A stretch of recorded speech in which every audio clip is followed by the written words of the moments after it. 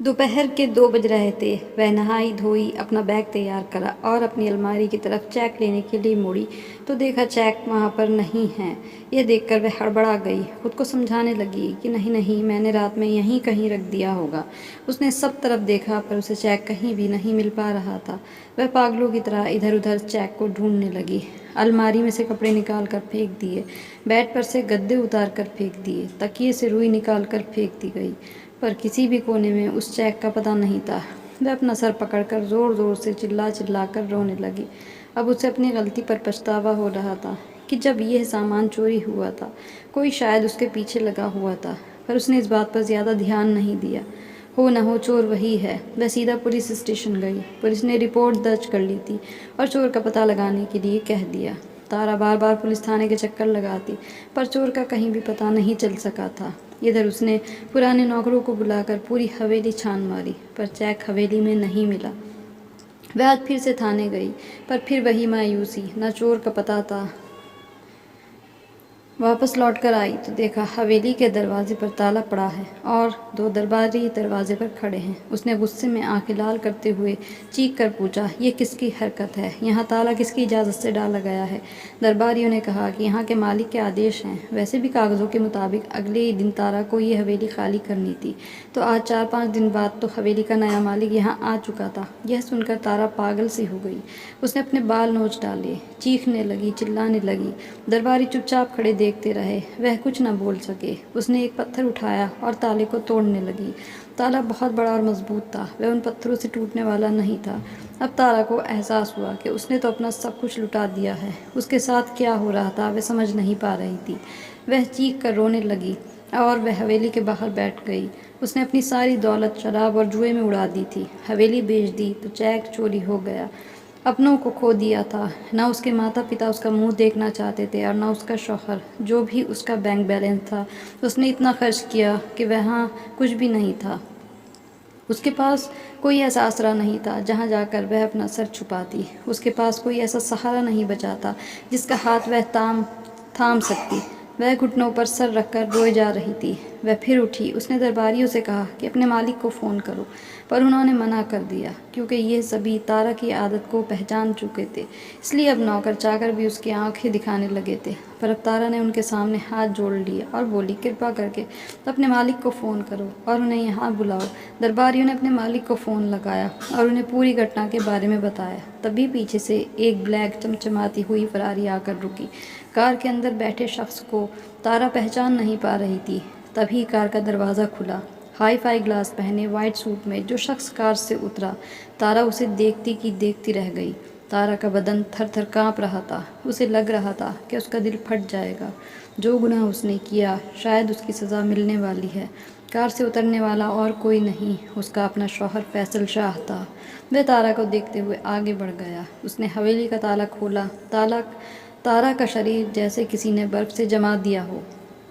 वह अपनी जगह से हिल पाने की भी हिम्मत नहीं कर पा रही थी। क्या होगा, अब क्या होगा? बस यही उसके दिमाग में हथौड़े से बरस रहे थे। उसका दिल धक धक करके ऐसे सीना फाड़ कर बाहर आ जाना चाहता हो। तभी फैसल शाह फिर से कार की तरफ बढ़ा और कार के पीछे का दरवाज़ा खोला तो देखते ही देखते फैसल शाह की माँ सलमा शाह नीचे उतर के आई। ये देखकर तो तारा की आंखें और मुंह फटता चला गया कि सासू माँ तो मर चुकी थी, ये तो जिंदा है। उसके पास इसका कोई जवाब नहीं था। जो कुछ हो रहा था उसको समझ नहीं आ रहा था। फैसल ने अपनी माँ का हाथ थामा और उन्हें हवेली के अंदर बहुत इज्जत के साथ दाखिल किया और तारा हवेली के बाहर एक भिखारिन की तरह खड़ी थी। हवेली के दरवाजे बंद कर दिए गए थे। फैसल अपनी माँ के साथ अंदर जा चुका था। तारा की आंखों से लगातार आंसू बह रहे थे। उसने हवेली का दरवाज़ा पीटना शुरू कर दिया और फैसल को आवाज़ लगाने लगी, पर अंदर से कोई जवाब नहीं आया। इधर दरबारियों ने उसे पकड़कर दरवाजे से दूर कर दिया और वहाँ से जाने के लिए कहा। तारा ने उनके आगे बहुत हाथ जोड़े, पर उन्होंने कहा कि मालिक का हुक्म है, आपको अंदर ना जाने दिया जाए। अब तारा के पास कोई रास्ता नहीं बचा था। अब उसे अपने माता पिता की याद आई। बस यही एक रास्ता था कि उसे अपनी खोई हुई ज़िंदगी मिल सकती थी। वे देर किए बिना अपने घर पहुंची और जाते ही अपनी माँ के पैरों में गिर गई। इसकी माँ सब कुछ जानती थी। उन्होंने तारा को अपने पैरों में से उठाया तक भी नहीं और ख़ुद वहाँ से हटकर चली गईं। इतनी देर में तारा के पिता भी आ गए। वह यूं ही ज़मीन पर पड़े पड़े रोती रही। उसके पिता ने तारा को छुआ तक नहीं, पर उसे उठने के लिए कहा। देखते ही देखते वैद्य जी भी आ गए। तारा के माता पिता उससे बात तक नहीं करना चाहते थे। वैद्य जी ने मामला संभालते हुए तारा को उठाया और उसे एक कुर्सी पर बिठाया, उसको पानी पिलाया और अब बोलना शुरू किया। तारा बेटा, तुम इस घर की सबसे छोटी और लाडली बेटी रही।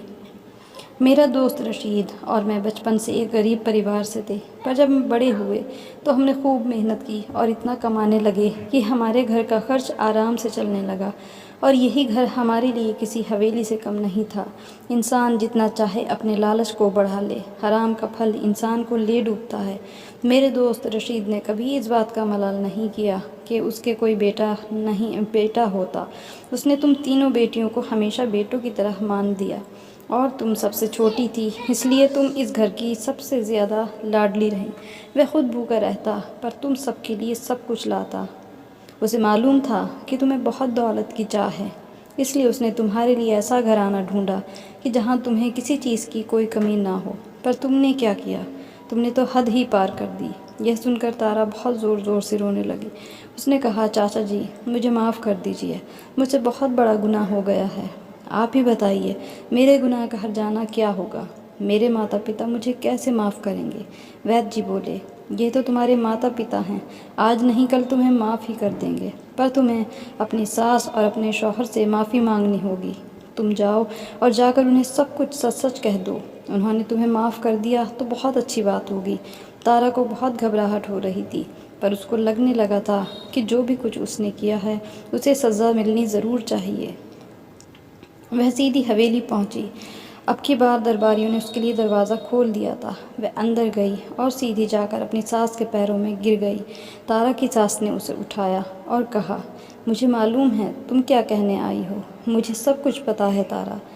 तारा सवालिया नज़रों से अपनी सास की तरफ देखने लगी। तारा की सास बोली, हाँ तारा, यही सोच रही हो ना कि तुमने तो मुझे जहर देकर मारना चाहा, और तुम पर खबर भी आई थी कि मैं मर चुकी हूँ, तो मैं ज़िंदा कैसे बच गई? तो सुनो। तभी वैद्य जी और तारा के माता पिता भी वहाँ आ गए थे।